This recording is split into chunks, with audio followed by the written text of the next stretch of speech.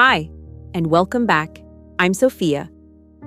Today's topic is quietly breaking more relationships than almost anything else we have discussed on this channel. Because it is not about betrayal. It is not about manipulation or red flags or someone doing something wrong. It is about two good people who love each other genuinely, and yet want completely different things from life. And that is the hardest kind of incompatibility to navigate. Because you cannot be angry. You cannot point to a villain. You can only sit with the painful truth that love, as real and as deep as it is, does not always mean you are meant to build the same life together. Today, 5 people wrote to me about exactly that.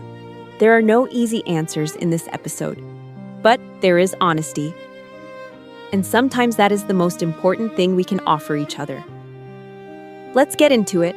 Now let's read Emma's message. Emma is 31 years old, writing to us from Edinburgh, Scotland.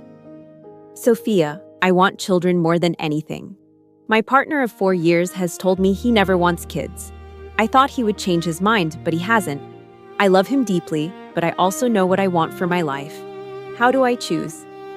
Emma, this is not a problem you can solve with more time, and it is not a problem that love alone can fix. The desire to have children is not a preference. It is a fundamental part of how some people envision their entire lives, who they are, who they will become, what they will leave behind. And so is the decision not to have them. Both are equally valid. Neither of you is wrong, but you are fundamentally incompatible on one of the most irreversible decisions a human being can make. When you imagine staying with him, a life without children, how does that feel in 20 years? And when you imagine leaving, is the grief about losing him or about losing the future you pictured with him? Those are two very different kinds of grief, and knowing which one you are feeling might be the most important thing right now. You deserve a life that is fully yours, Emma, and so does he. Sometimes loving someone is not enough of a reason to give that up. Now let's read the next message. This one is from Sofia. Yes, same name as me. She is 29, writing to us from Lisbon, Portugal. My girlfriend wants to move to another country for her dream job. I have my family, my career, and my whole life here. She says this is her one chance. Sofia, how do couples survive when one person's dream requires the other person's sacrifice?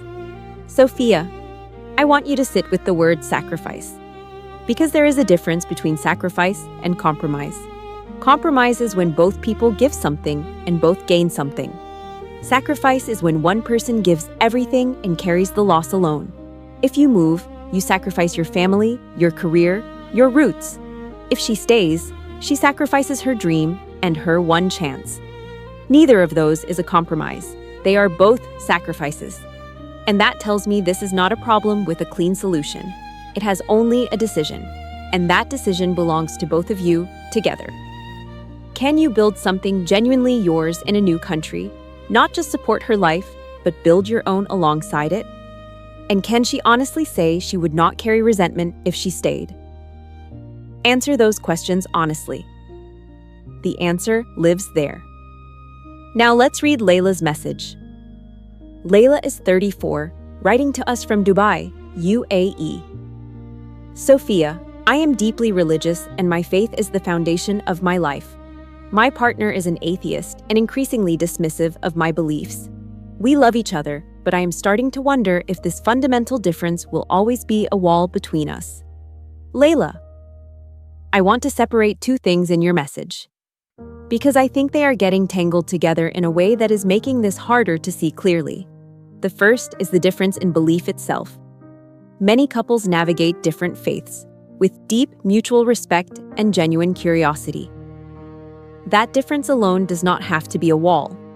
The second is the word dismissive, because that changes everything. A partner who holds different beliefs is one thing. A partner who is dismissive of yours is something else entirely. Dismissiveness is not a difference in worldview. It is a failure of respect. And respect for what matters deeply to the person you love is non-negotiable in any relationship. The question is not whether an atheist and a believer can love each other. They absolutely can. The question is whether this specific person respects the part of you that your faith lives in. If the answer is no, the wall between you is not built from your beliefs, It is built from his dismissiveness. Now let's read Mia's message. Mia is 28, writing to us from Tokyo, Japan. Sofia, I am extremely ambitious and my career is everything to me right now. My partner wants me to slow down, spend more time at home, and start thinking about our future together.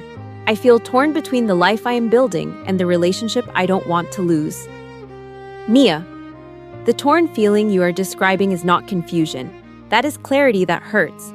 You are not wrong for being ambitious, and your partner is not wrong for wanting more of your time. But being asked to slow down your ambitions before you are ready often breeds a resentment that is very hard to come back from. Is your partner asking you to slow down because they genuinely miss you and need more connection? Which is a conversation worth having. Or because they are uncomfortable with the version of you that is growing and succeeding. Those are very different things. One is about the relationship. The other is about you. And you deserve a partner who is proud of both. And now let's read our final message. This one is from Rachel.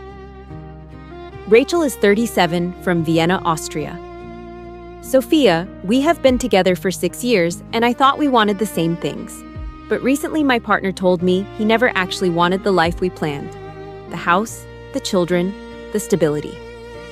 Sofia, how do you move forward when you realize the future you built together was only yours? Rachel, that last sentence stopped me. The future you built together was only yours. 6 years. A shared plan. A future you both spoke about and apparently worked toward. And now you are discovering that what felt like a shared foundation was something only you were standing on. That is not just heartbreak. That is a loss of reality. A loss of the story you thought you were living. And it deserves to be grieved as such. What you are describing goes beyond incompatibility. A partner who allowed you to believe in a future he never actually wanted. That is a profound breach of honesty. You are allowed to be angry. You are allowed to grieve. And you are allowed to ask yourself seriously whether this is someone you want to continue building with. You are 37, Rachel. You have so much life ahead of you. Build it on a foundation that is real. 5 messages today. 5 people standing at the intersection of love and incompatibility. The most heartbreaking crossroads a relationship can reach. Loving someone and being right for each other are not always the same thing. Recognizing that is one of the bravest things a person can do. Because it is so much easier to keep hoping, to keep waiting, to keep believing that love will smooth over the fundamental differences between two people. Sometimes it does, but sometimes the most loving thing you can do for each other is to be honest about what you want, about what you cannot give, about the life you need to live. You only get one life. Make sure the one you are building is truly yours. What topic do you want us to cover next? Drop it in the comments. Your question might just become our next episode. If today meant something to you, please like this video and subscribe so you never miss an episode. I'm Sofia. Take care of your heart.